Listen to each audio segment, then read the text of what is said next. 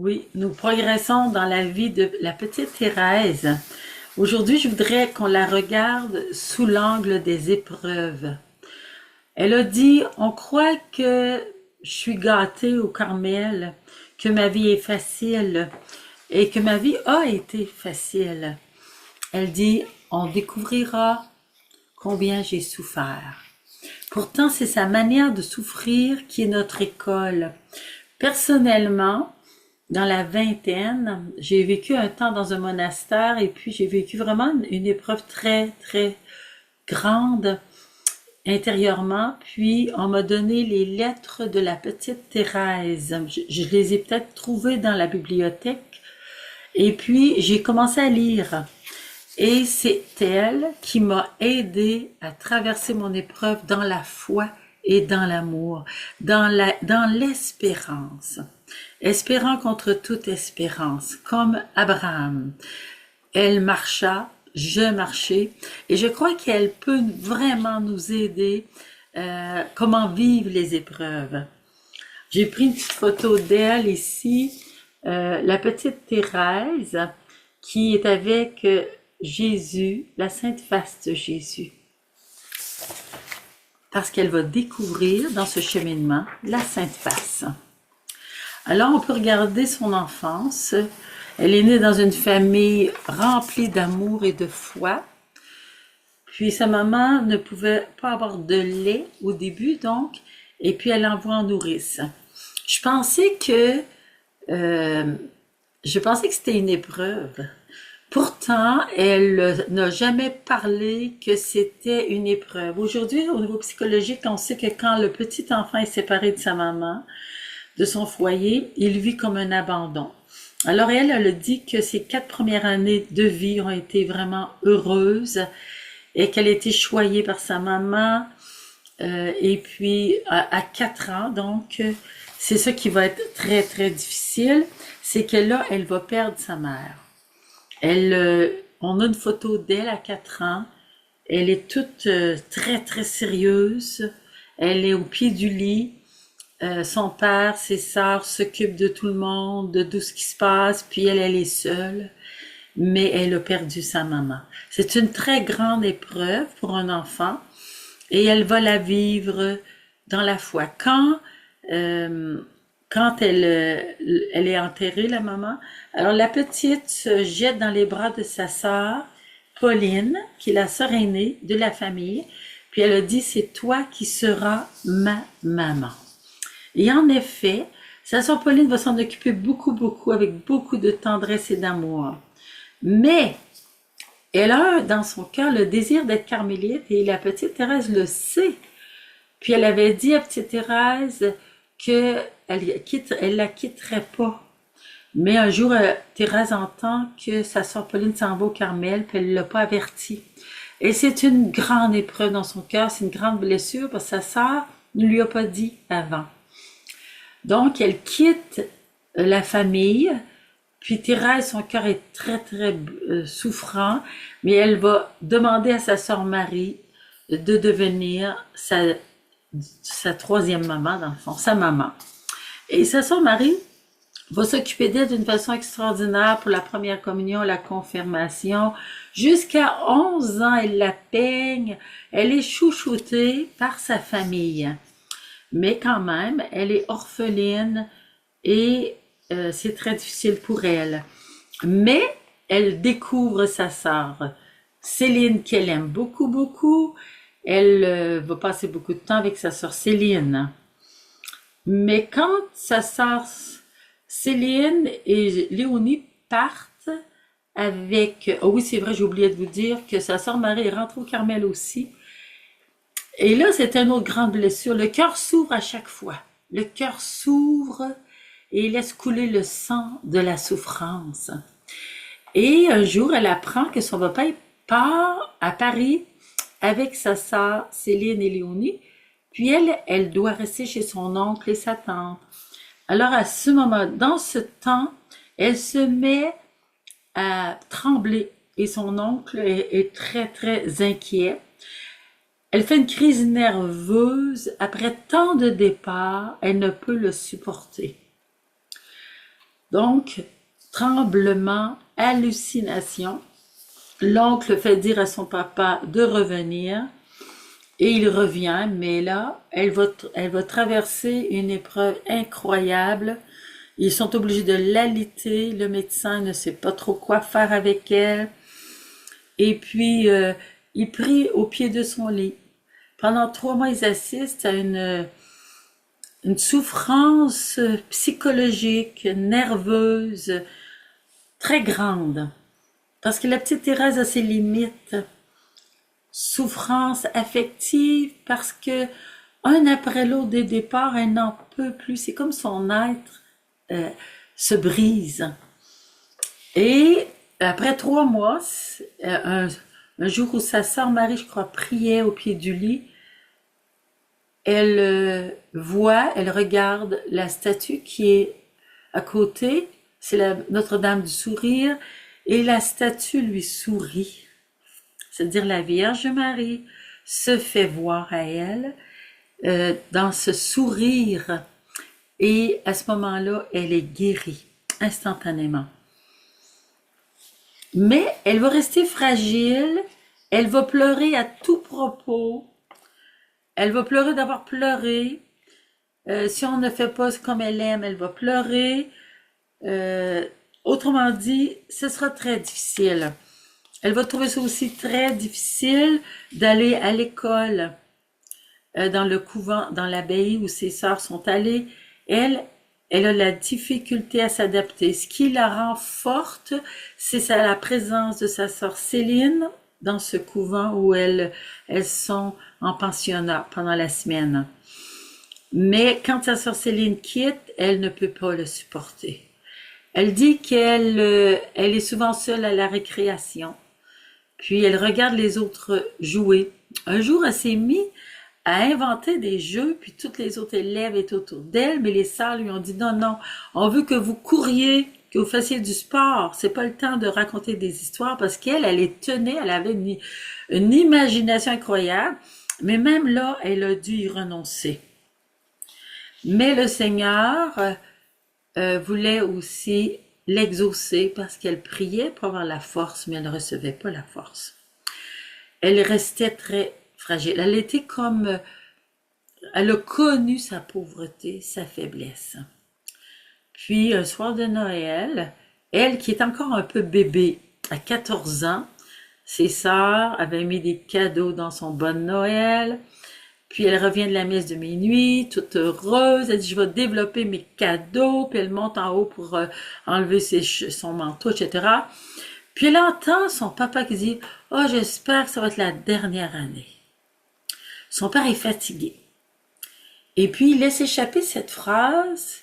Pourtant, il aime sa petite Thérèse et sa petite reine. Mais il est fatigué ce soir de Noël et le Seigneur permet ça des fois. Et la petite Thérèse, elle reçoit comme un glaive dans son cœur, mais là, elle reçoit aussi la grâce de force de réagir, puis de pas se laisser atteindre par cette parole. Et elle descend bas, dans la joie, elle embrasse son papa, elle développe ses cadeaux, et puis elle dit qu'à partir de ce moment-là, la force est entrée dans son âme, la force de l'Esprit Saint, la force de l'amour.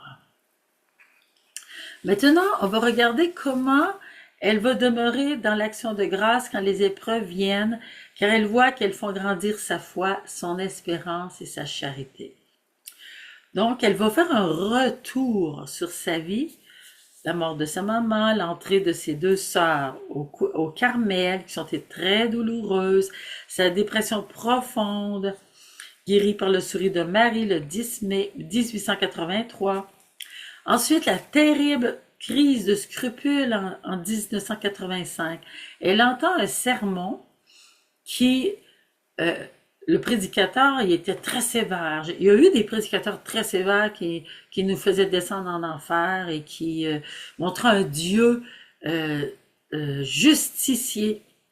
Elle qui était extrêmement sensible, qui était enveloppée d'amour et qui croyait cet amour de Dieu, eh bien, elle a vécu 18 mois dans cette épreuve de scrupules. Elle a dit qu'elle a tellement souffert. Elle racontait à sa sœur Marie, qui n'était pas encore entrée au Carmel, euh, les raisons de ses scrupules. La raison principale, c'était, elle croyait qu'elle avait inventé qu'elle avait vu le sourire de Marie. Et elle s'accusait. Et l'ennemi, dans tout ça, il la faisait souffrir parce que lui-même, il devait être cet accusateur pour la faire se recroqueviller sur elle-même. Elle dit que quand Marie rentre au Carmel, elle n'avait plus personne à qui parler. Elle s'est tournée vers les saints du ciel. Puis, elle a dit, moi j'ai des petits frères et petites sœurs qui sont morts en bas âge, comme des innocents. Je vais leur demander qu'ils viennent m'aider, puis je vais voir si au ciel, on nous aime encore. Et puis, elle s'est adressée à ses petits frères et petites sœurs, et elle a été instantanément guérie. Elle a vu qu'au ciel, on aimait les personnes de la terre, qu'il y avait vraiment cette communion des saints. Au Carmel, elle mène un long combat, c'est-à-dire avant d'entrer au Carmel. Elle dit qu'elle a beaucoup souffert dans ce combat.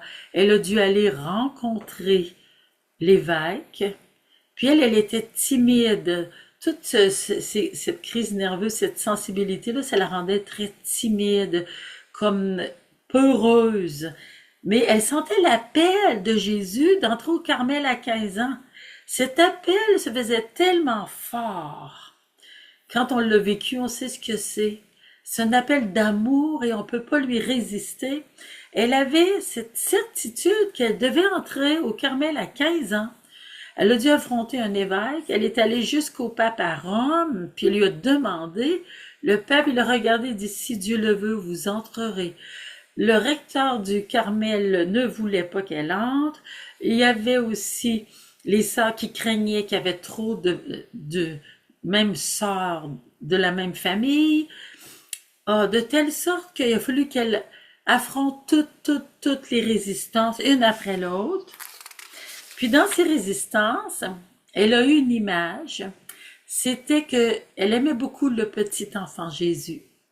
À ce moment-là, elle ne regardait pas encore la Sainte Face. Elle regardait le petit enfant Jésus, puis elle dit, je suis ta petite balle. Elle l'aimait tellement qu'elle disait, tu peux faire ce que tu veux avec ta petite balle. Puis elle dit, des fois, le petit enfant Jésus, il perçait sa petite balle. D'autres fois, il l'oubliait derrière la porte. D'autres fois, il pouvait jouer avec. Mais elle regardait tous les événements comme l'enfant Jésus qui est libre de jouer avec elle comme il l'entend parce qu'elle lui a donné la permission. Ensuite, elle entre au Carmel et puis une petite épreuve. Les épingles dans la petite balle vont continuer. C'est qu'elle, elle est bourgeoise. Elle est d'une famille bourgeoise. Et au Carmel, il y a une sœur converse qui est un standing social plus bas, comme on regarde dans la société. Puis pour Thérèse, c'est pas important, mais pour la sœur converse, elle doit pas se sentir bien à côté de Thérèse, qui a ses allures de petite bourgeoise. Veut pas, les saints viennent d'un milieu, hein. On peut pas se changer. Alors, elle fait toujours des remarques désobligeantes au sujet de Thérèse. Et Thérèse va répondre avec un sourire parce qu'elle voit la main de Dieu, avec un grand M, la main de Dieu qui dirige ses piqûres d'épingle. Elle appelle ça des piqûres d'épingle, c'est vrai, c'est pas une grosse épreuve. Mais va venir la très grande épreuve, c'est son père. Un jour, elle voit son père. Elle était très jeune à ce moment-là. Je ne sais pas si elle avait 8 ans. Elle a une vision d'une personne très, très âgée, voûtée, qui passe dans le jardin. Et c'est comme son visage est voilé. Et elle ne comprend pas cette vision. C'est après l'épreuve qu'elle va comprendre. Son père va tomber dans une maladie mentale et on doit l'hospitaliser au Bon Sauveur de Caen. C-A-E-N. Je ne sais pas si ça se prononce Ken ou Can. Puis, c'est un hôpital psychiatrique. Je ne sais pas si c'est l'Alzheimer ou autre chose, ça ressemble. En tout cas, parce qu'à un moment donné, il va se sauver. Céline ne saura pas où il est. Donc, on l'enferme. Et là, elle va dire que c'est Jésus, avec sa main divine, qui orne son épouse pour le jour de ses noces. Elle qui aime son roi, elle appelle son papa son roi, et elle a tellement de tendresse pour lui que son cœur est absolument déchiré de voir l'humiliation que vit son père. Elle a pris le nom, elle contemple la sainte face dont elle a pris le nom dans le visage d'aliéné de son papa. C'est là qu'elle va développer cette grande dévotion à la sainte face, parce qu'elle dit Jésus, dans son visage pendant la passion, il est voilé. Il a voilé sa divinité, sa beauté, sa majesté, et il est caché. Et mon Père, c'est comme lui. Son visage est caché durant sa passion. Puis Dieu a voulu que son humble serviteur lui ressemble. Ainsi, la face de son fidèle serviteur doit être voilée au jour de ses douleurs, afin de pouvoir rayonner dans la céleste patrie, dans la gloire. Elle dit que cette épreuve, elle dit ça à ses sœurs, c'est un trésor inestimable donné par Jésus à sa famille. Une souffrance comme ça, c'est un trésor inestimable. Est-ce qu'on serait prêt à voir que c'est un trésor inestimable quand notre papa, notre maman vivent ces grandes souffrances psychologiques? Moi-même, j'ai vécu que maman a une grande souffrance psychologique. Un jour, je me réveille, puis il y avait une croix à côté de mon lit, mais j'avais fait dans la nuit un songe. Et dans ce songe, je voyais la libération de ma maman. C'est comme si le Seigneur se servait de moi pour l'aider. Je voyais la grâce passer, puis quand me suis réveillée, je regardais la croix, j'ai dit, oh non, c'est pas vrai, maman est encore à l'hôpital, maman est encore malade. Puis je pleurais. Et c'est venu dans mon cœur que c'était une grâce pour la famille qu'elle vivait. Donc, la croix, c'est un grand mystère dans notre vie. Et on n'a pas envie on n'a pas envie de la vivre, puis on veut pas que nos parents ou nos frères et sœurs la vivent. Et la petite Thérèse va nous aider. Thérèse expérimente la grâce de rester en paix au milieu de la souffrance. Elle dit à sa sœur Céline, qui garde son papa. Quand elle le garde, au début, il reste à la maison, puis quand il va commencer à se sauver, elle va aller le voir. Elle va s'installer pas loin de l'hôpital et elle va aller le voir régulièrement. Elle va en prendre soin tout le temps de son épreuve. Je crois que ça a duré 4 ans, avant d'entrer au Carmel. Elle dit à Céline, souffrons en paix. Elle ajoute, j'avoue que ce mot de paix me semblait un peu fort. Mais l'autre jour, en y réfléchissant, j'ai trouvé le secret de souffrir en paix. Qui dit paix ne dit pas joie, ou du moins joie sentie. Pour souffrir en paix, il suffit de bien vouloir tout ce que Jésus veut. C'est ça. Bien vouloir, et notre volonté se révolte. Notre volonté ne veut pas. Mais elle dit, il suffit de bien vouloir tout ce que Jésus veut, parce qu'elle reconnaît dans les événements la volonté de Dieu, mystérieuse. Elle a la foi. On a vraiment besoin d'aide pour vivre ces événements-là dans la foi. Il faut la demander cette foi. 3 semaines plus tard, elle dit, souffrons avec amertume, sans courage. Jésus a souffert avec tristesse. Sans tristesse, est-ce que l'âme souffrirait? Et nous voudrions souffrir généreusement, grandement. Céline, quelle illusion! C'est ce qu'elle écrit à sa sœur Céline. Donc, elle passe des étapes. Moi, ça m'a beaucoup aidé. Accepter de souffrir sans courage, avec faiblesse, même avec tristesse. Ça ne veut pas dire repliement. Donc, quand j'ai vécu des souffrances, je me suis rappelé ces paroles de Thérèse, hein, avoir le courage sans courage, la force d'être sans force. Plus tard, Thérèse découvre dans l'imitation de Jésus-Christ qu'il peut y avoir coexistence avec souffrance et joie. Il a dit que Jésus au Jardin des Oliviers pouvait jouir de la Trinité et avoir de cruelles souffrances. Saint Thomas d'Aquin pensait cela, et toi, celui qui a écrit l'imitation de Jésus-Christ. Donc, il y a des grands théologiens qui ont pensé cela. C'est un mystère. Thérèse dit en 1997, c'était pas longtemps avant sa mort, c'est un mystère, mais je vous assure que j'en comprends quelque chose parce que j'éprouve moi-même au niveau de la grande souffrance qu'elle vivait avant de mourir et cette joie cachée. Jean-Paul II l'a affirmé en citant Thérèse, on le voit aussi en Saint-Laurent, etc. Saint-Laurent qui est grillé sur le gril et qui dit « Tournez-moi de côté », il a même de l'humour. Sainte Catherine de Sienne a reçu ce message du Père du ciel. L'âme est bienheureuse et souffrante. Donc, c'est un état d'âme que Dieu donne par grâce. Souffrante pour les péchés du prochain, bienheureuse par l'union et l'affection de la charité qu'elle a reçue. C'est un don de Dieu.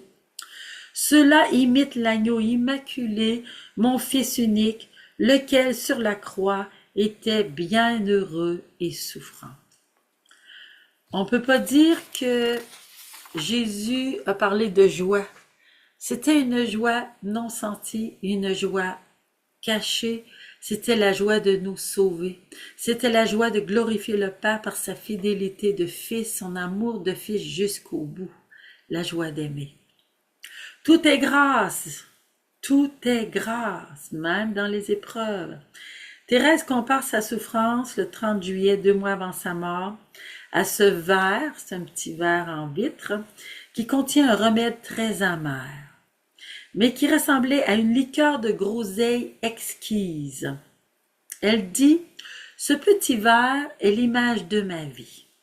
Aux yeux des créatures, je buvais des liqueurs exquises, et c'était de l'amertume. Je dis de l'amertume, mais non, car ma vie n'a pas été amère, car j'ai su faire ma joie et ma douceur de toute amertume. Elle a su faire sa joie, sa douceur de toute amertume. Comment a-t-elle fait ça? Par l'amour qu'elle avait pour Jésus, par la grâce qui lui a été accordée à chaque moment et qui nous est aussi accordée. La grâce qu'elle demandait toujours parce qu'elle se savait faible et petite, incapable. Thérèse a su ne pas douter de l'amour de son bien-aimé et continuer à lui faire plaisir. Je crois que dans l'épreuve, c'est ça qui est très important. Avec ma propre expérience, quelquefois, j'ai douté et je disais à Jésus, pourquoi m'as-tu fait cela? J'allais le voir devant le Saint-Sacrement dans les temps de souffrance, puis j'ai dit, pourquoi m'as-tu fait cela? On aurait dit que j'avais pas la force d'accepter dans la foi ce qui m'avait été fait.